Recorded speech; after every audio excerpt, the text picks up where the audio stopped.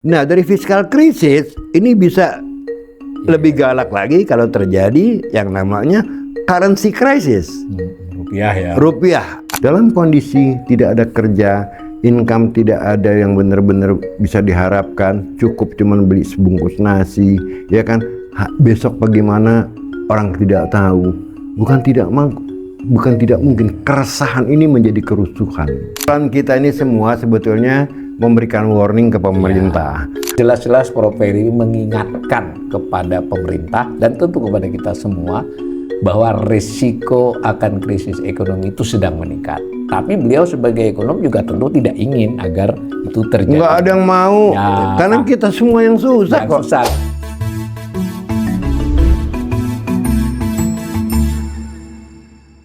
Salam cerdas, Ibu Bapak, saudara-saudara yang saya hormati. Berjumpa kembali dengan saya di kanal Awali Rizki dalam sesi Ngobrol Ekonomi.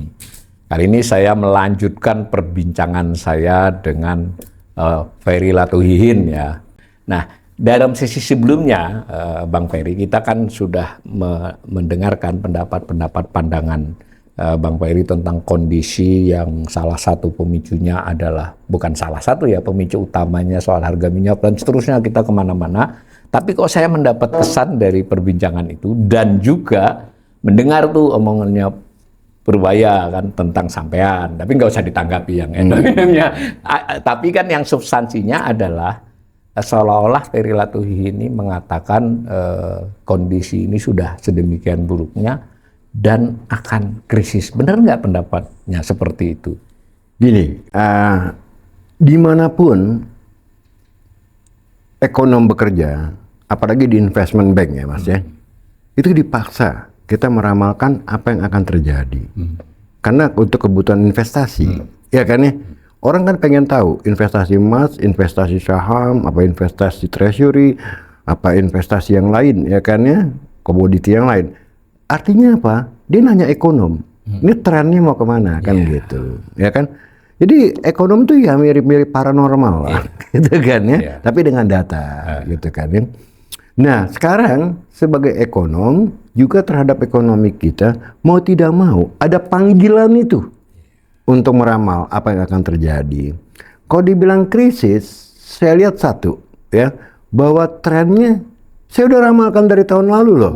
Bukan sekarang sebelum aja. Rating agency mendowngrade, ya kan? Sebelum rating agency mendowngrade outlook ekonomi kita, saya udah dari tahun lalu. Saya bilang ini pasti bakal di-downgrade. Kenapa? Karena ada komponen fiskal yang digunakan untuk sesuatu yang absurd, yaitu MBG.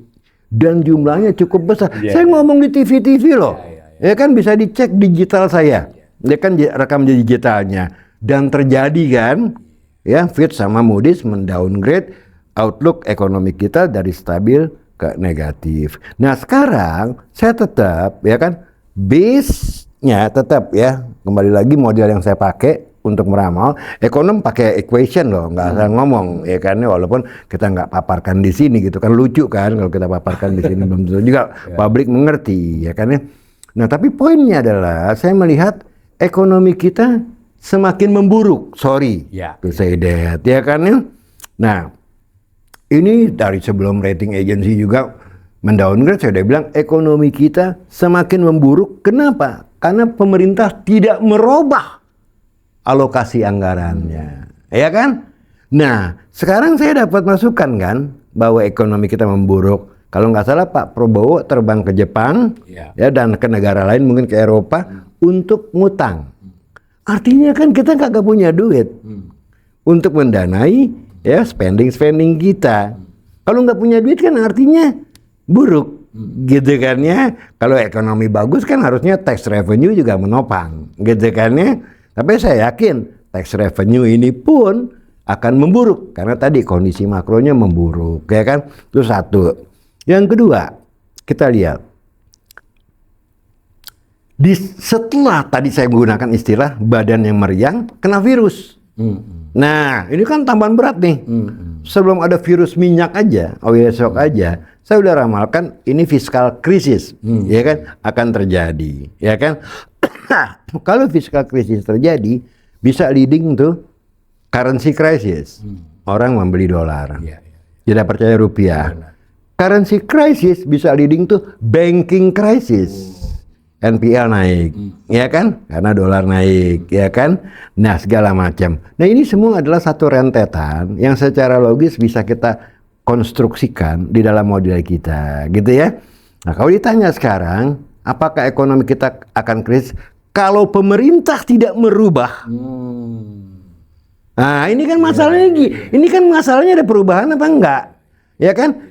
Kalau saya asumsikan atau pemerintah memang tidak mau merubah pola spendingnya, ini bakal krisis.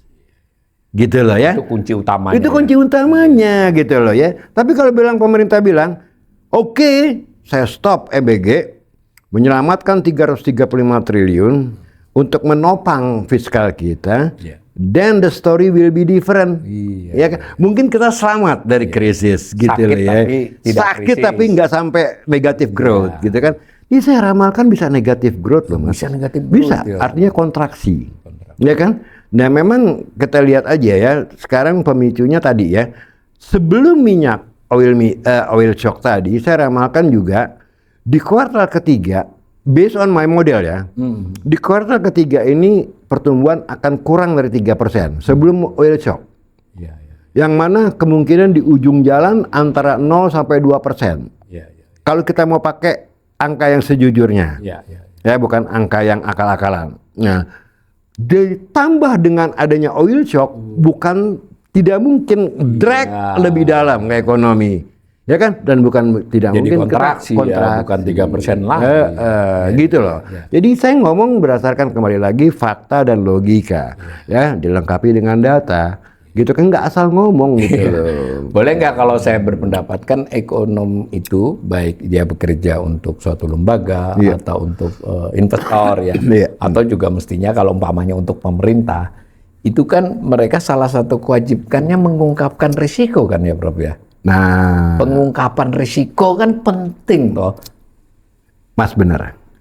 Nah sekarang sama Mas, nggak beda jauh dengan di investasi. Investasi itu tidak mengukur return loh. Yang pertama. Yang pertama dilihat dari risk.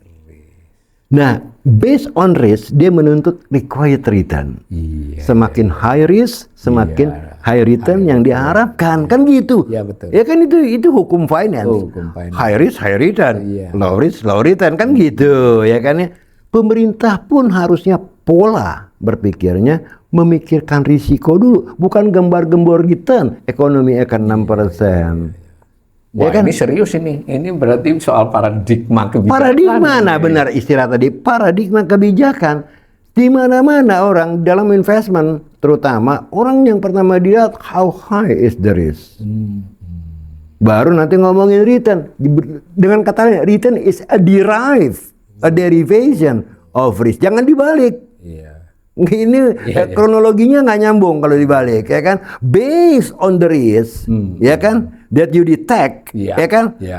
How is the required return? Gitu loh. Return itu belakangan setelah kita mendeteksi risk. Apalagi di situasi seperti sekarang ini, itu urgensi untuk menghitung risiko. Wah, itu sangat urgen Mas, sangat urgen banget. Pemerintah harus benar-benar bikin yang namanya worst case scenario.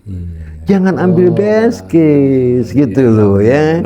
Kalau enggak ya ini bahaya gitu. Sebetulnya ada pepatah ya, bukan pepatah ya, pendapat yang sifatnya normatif di beberapa kondisi itu mencegah keburukan lebih diutamakan daripada memperoleh keuntungan. Kecuali memang situasinya normal atau ibaratnya lagi bagus gitu ya. Ini mestinya pemerintah betul-betul harus berhitung risiko ya. Nah, risiko ini juga ya kan sifatnya global sekarang. Gak hanya Indonesia. Nggak hanya Indonesia ya. Harus kita akui lah. Iya kan. Nah, bisa nggak pemerintah memadukan ya kan antara risiko unik yang memang embedded di dalam ekonomi kita, ya kan, unique risk, dengan systemic risk yang secara global terjadi, yaitu harga minyak yang tetap di atas tinggi. Ini sistemik loh. Ya kan, semua kena, seluruh struktur ekonomi ini goyang ini. Apalagi dalam dunia yang sekarang udah globalized dengan supply chain-nya. Satu chain aja kena kesumbat, itu mandak semuanya loh Mas. ini bisa bisa tidak terduga ya dampak-dampak berikutnya ini ya. Iya. Perang ini luar biasa ya. Tadi kalau mengikuti pendapat sampean di sesi sebelumnya kan, yang kondisi kita yang tidak sehat sebelum ada virus ini juga harus kita obati juga kan. Harus ada treatmentnya. Iya. Menghadapi sistem virus ini juga ada treatmentnya. Memang dipadu ya, kurang lebih begitu kan? Exactly. Iya. Nah sekarang kembali lagi ke basic question ya kan. Kalau kita pakai worst case scenario ya kan, satu ya kan harus plausible juga, harus make sense juga. Suppose, dan sekarang harga minyak di atas 100. Ya. Kan? Suppose it stays there. Iya. Ya kan, Ya, harga minyak $100 ya kan, $100 $100 ya kan per barrel. Nah, selama 1 tahun. Ya. Kita kan bisa hitung berapa ongkos subsidi yang harus kita keluarkan, apakah cukup dengan 338 triliun, ya apakah kita mesti tambah lagi, ada yang namanya budget constraint, kita harus perhitungkan juga how severe it is untuk tax revenue kita. Dengan harga minyak yang tinggi, kita bisa bilang, waduh ini produksi bisa terhambat nih. Artinya penerimaan pajak dari pemerintah pun akan terhambat, ya kan?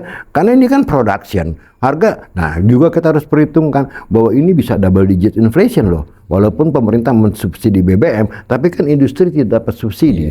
Dia akan pass through ke end product. Nah, ini semua skenario ya yang sebetulnya membentuk suatu sirkuit. Ya kan, di dalam reasoning, di dalam ekonomi. Nah itu harus dipahami dengan baik gitu. Setahu saya, kalian kebetulan juga sempat ya diundang berkomunikasi dengan analis-analis di kementerian, misalnya Kementerian Keuangan atau di beberapa itu.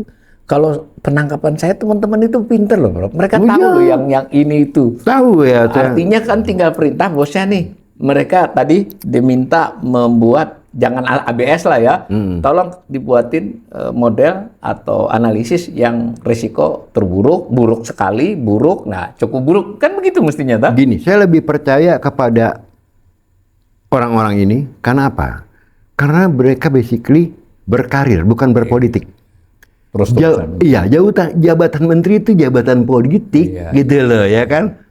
Kadang orang yang nggak paham apa-apa bisa jadi menteri kok, ya kan, ya kan. Orang yang nggak paham apa-apa bisa jadi deputi gubernur kok, ya kan. Nah ini kan jabatan politik, beda loh sama yang di bawah nih mas, ya kan. Ya, ini mereka memang benar-benar setiap dia hari. Diterimanya juga karena sekolahnya, karena ekspertisnya, karena kemampuannya, skillnya gitu loh, ya kan. Bukan karena dia partai apa, ya dari partai apa, bukan gitu loh. Nggak kekurangan orang pintar kayaknya kita di Indonesia ini. Enggak, cuman masalahnya ya kembali lagi, ini kabinet politik atau kabinet ekonomi gitu kan ya. Kalau saya sih ngelihatnya ini kabinet politik, sorry itu saya lihat. Karena saya lihat adalah bukan orang-orang yang tepat untuk memimpin kementerian. Dalam beberapa podcastnya Bang Peri ini saya lihat tuh salah satu yang tadi kan sudah diungkap sebagian bahwa soal potong belanja, tapi kita tarik ke yang lebih umum ya, yaitu krisis fiskal kan. Salah satu jenis krisis fiskal itu adalah gagal bayar kewajiban utang kan begitu.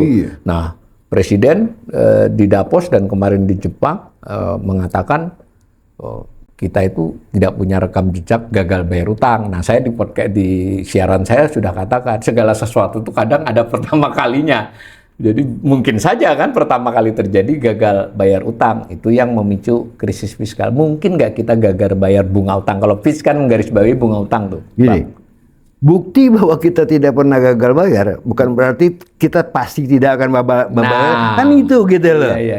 Ya kan? Bisa saja pertama kalinya terjadi. Bisa aja gitu kan ya. Nah, satu itu. Yang kedua, ya kan, yang dipercaya untuk ngomong gagal bayar tidak bayar itu rating agency, bukan presiden. Ya kan? Kayak Amerika dari AAA diturunin karena fiskalnya luar biasa defisitnya ya. Di atas 6% ya. Diturunin jadi double A. Ya kan ya. Nah itu yang dipercaya siapa?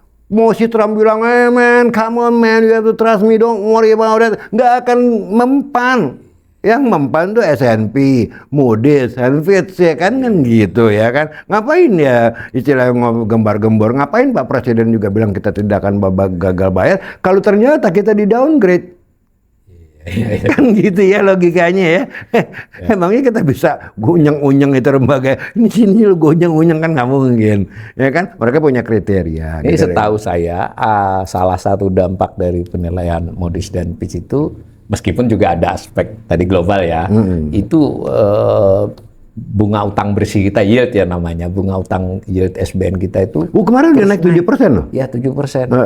Ini kalau diterus-terusin berarti kan bisa sampai 8 atau 9% bisa dong. Ya. Bisa. Kalau ngelihat kondisi fiskal kita hari ini, Iya. ditambah antisipasi bahwa shock akan panjang, Iya. ya kan ya, sinyal-sinyal bahwa Orang shock yang punya duit minta imbalan lebih tinggi. pasti, Bos. Itu ya sederhananya ya. Sederhananya gitu. Apalagi kalau sunnya rupiah ya, Iya. dia harus nambahi Pasti nambah risiko dengan premium rupiah itu ya. untuk premium, investor asing ya. masuk, ya dia harus ada risiko premium dengan adanya exchange rate risk, risiko nilai tukar. Suppose dia masuk pada harga 17.000, tapi pada waktu keluar dia harus beli rupiah, dia harus beli dolar 20.000. Bohwatlah dia, kan gitu. Kasih 10% juga bisa nggak nutup. Nggak nutup, malah bisa akhirnya negatif. Jadi pemirsa ini harus mungkin sekedar informasi. Jadi bunga utang bersih ya, bunga utang bersih itu ada hitungannya. Yang penting intinya ya bunganya segitu gitu. Nah itu kan selain yang diceritakan oleh Prof. Peri tadi, itu dari sisi investor kan logis dia minta begitu. Nah. Tapi dari sisi APBN kan tekanan bayar bunganya jadi makin tinggi dong. Iya, nah itulah makanya orang salah kaprah. Di dalam mengukur risiko utang digunakan debt GDP ratio itu salah. Terutama harusnya bunga ini ya. Ya itu yang kita udah bahas ya, debt service ratio, ya kan, bunga dan cicilannya gitu loh ya. Nah ini banyak metodenya Mas, mengukur debt service ratio ya. Setahu saya debt service ratio yang digunakan, formula yang digunakan oleh Moody's ya kan sama Fitch ya, mendapatkan angka 18,7% itu cuma bunganya. Cuma bunga, betul. Ya kan? Bunganya saja. Padahal ya yang lain kalau nggak salah ada ekonom yang menggunakan bunga plus utang jatuh tempo, ya kan, dibagi penerimaan pajak plus non pajak. Nah itu juga kalau menurut saya kurang lengkap. Yang paling lengkap adalah penerimaan pajak plus non pajak plus rollover, karena kan dapat uang, ya kan, dibagi denominatornya utang jatuh tempo plus bunganya, dan itu saya dapatkan angka 25%. Gitu loh. Cara menghitung. Cara menghitung ya. Nah, threshold daripada formula Fitch itu 20%.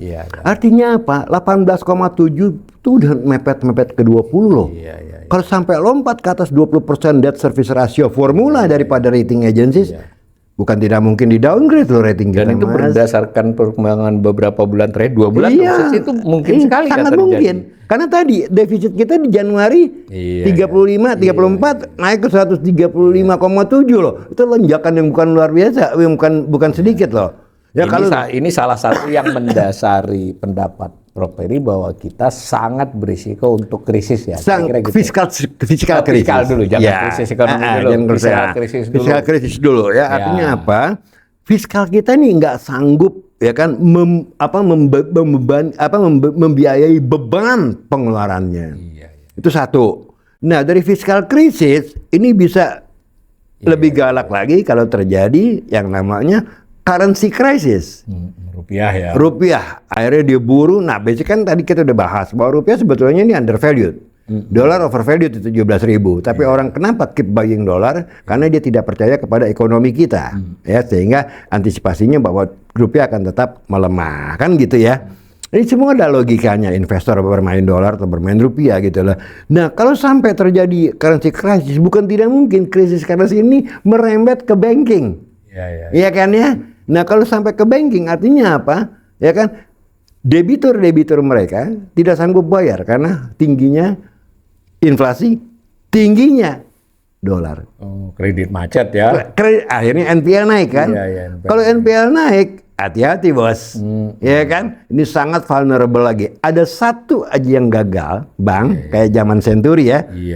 Ini bisa karena panik. banknya cepat menular ya. Karena ya sistemik risk ya. Saya pernah mencermati juga soal aset, kemudian utang dan ekuitasnya perbankan secara umum ya.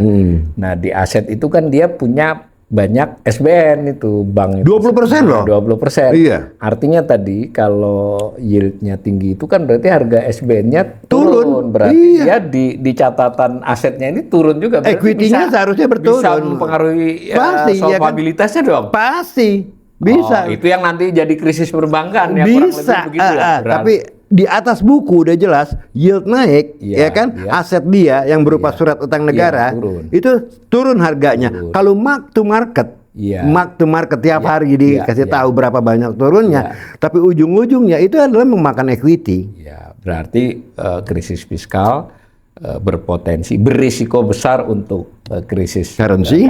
berisiko Besar. kemudian, dan itu bisa cepat ya. Wah, bisa Jadi sangat bisa cepat itu kayak krisis api. perbankan.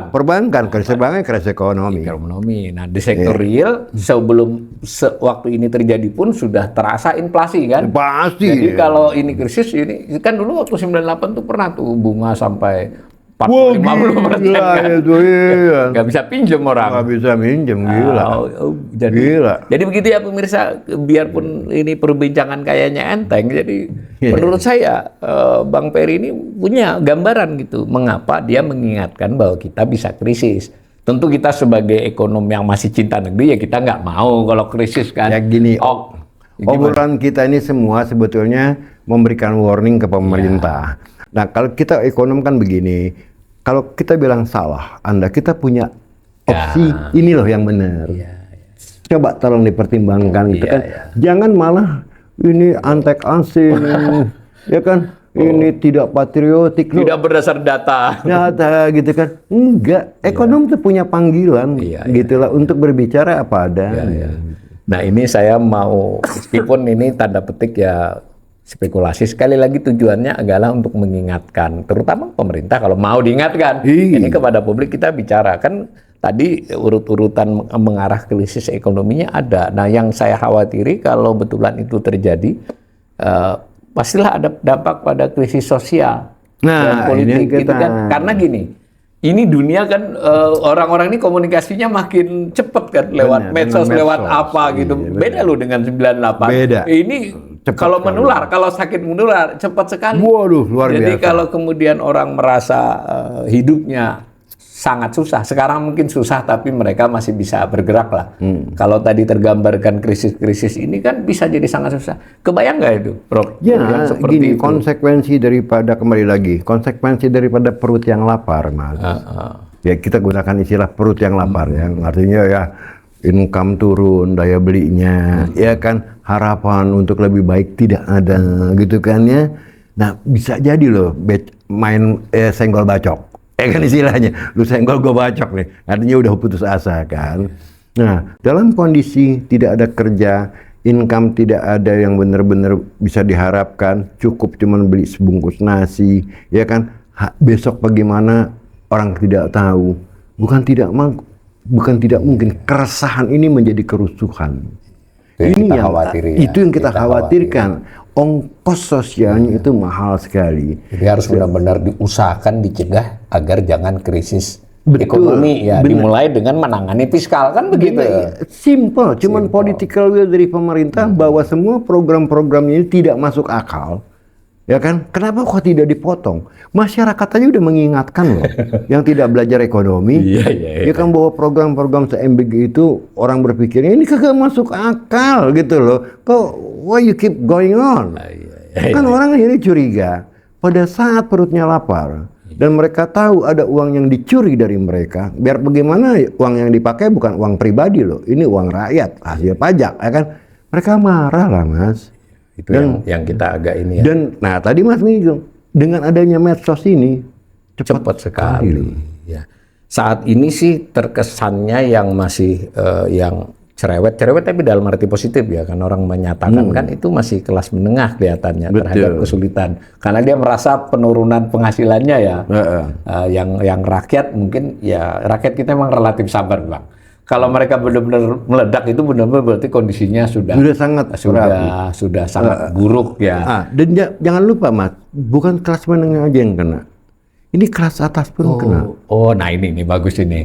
Saya golfer ya, saya sering golf gitu kan. Berapa kali saya ngunjungin lapangan golf tuh sepi. Nah, orang golf itu kan orang yang punya duit, Mas. Iya. Punya toko seenggak-enggaknya, punya bisnis, Iya. ya kan ya. Ini selalu sampai mereka istilahnya puasa golf. Iya, mengurangi pengeluaran. Golf kan mahal, Bos, ya kan ya. Ya, Ya artinya biasanya gini, biasanya mungkin setiap minggu dia golf ya. Ya kan tiap Sabtu atau tiap Jumat, ya kan itu golfer kayak begitu ya. Biasanya. Tapi kalau sekarang dari 4 kali sebulan cuma 1 kali, there must be something wrong. indikasi sederhana ya. Dan saya dengar-dengar kelas atas tuh udah tergerus daya belinya, purchasing power-nya sekitar 21%. Iya, iya. Lebih parah dari middle income loh. Nah, jadi ini kan udah sama sekali sistematis ya. Ya struktural udah kena semua nih bahwa daya belinya. Bukan cuman yang kelas menengah, Menengah atas lah ya. atas juga kena Ini gitu ya. pemirsa, berarti kan maksudnya saya sedikit membela beliau karena saya juga terganggu dengan pernyataan seorang pejabat yang mengatakan beliau tidak berbasis data, tidak ada penalarannya. Yang saya tahu Bang Peri ini pembelajar yang baik ya, jadi belajar terus ini dan tadi sudah dijelaskan juga argumen-argumennya. Dan sekali lagi ini bukan soal menjelekkan, tapi menyatakan sesuatu yang memang jelek. Beda nggak? Iya beda. Ya kan, gitu loh. memang memberikan fakta, memberikan penilaian atas sesuatu yang memang jelek. Kalau saya menangkapnya begitu. Betul, iya kan memang benar. Saya nggak akan bilang ngomong ini jelek, ini bagus, ini cakep tanpa ada logika di balik itu, gitu loh ya.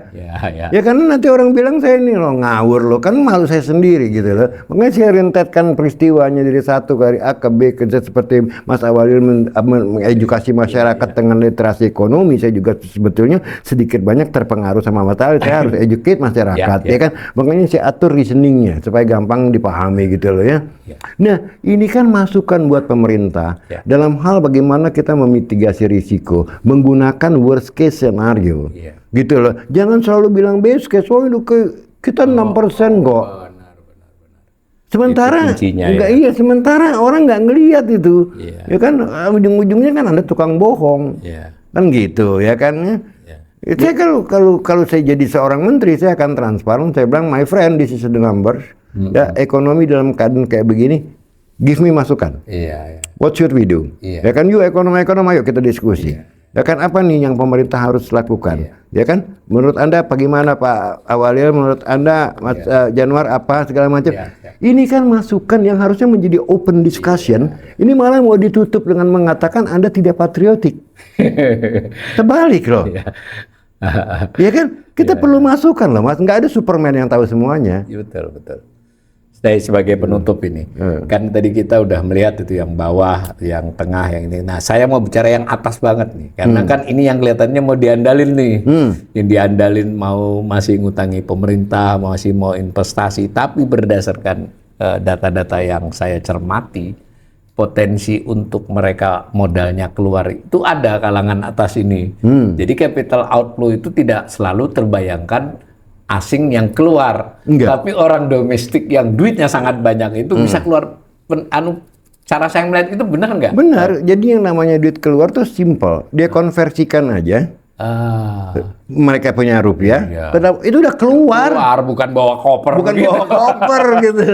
Dan itu bisa dicermati ya, tren itu ya. Dia bisa beli falas, bisa beli surat berharga falas ya, macam-macam. Jadi begitu ya pemirsa. Jadi saya menyimpulkan secara sederhana, jelas-jelas Prof. Peri mengingatkan kepada pemerintah dan tentu kepada kita semua bahwa risiko akan krisis ekonomi itu sedang meningkat. Tapi beliau sebagai ekonom juga tentu tidak ingin agar itu terjadi. Nggak ada yang mau, karena kita semua yang susah kok. Susah, karena itu disampaikan agar dimitigasi.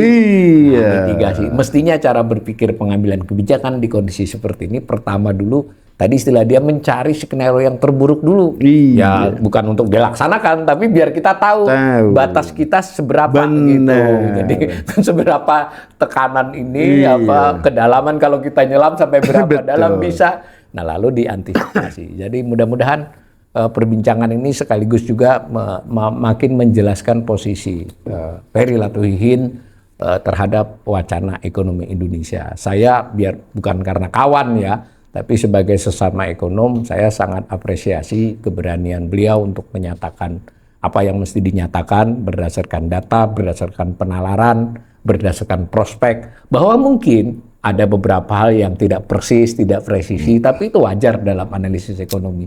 Dan tadi kita berharap juga dari pihak pemerintah itu kemudian lebih open mind lah terhadap semua ini. Benar. Tidak hanya open mind mendengarkan, tapi betul-betul memilih mana yang bisa dieksekusi. Mudah-mudahan kita ramalannya Bung Ferry, meskipun saya apresiasi, mudah-mudahan ramalannya tidak benar. Asal pemerintah melakukan tindakan. Siap. Terima kasih. Thank you, Mas.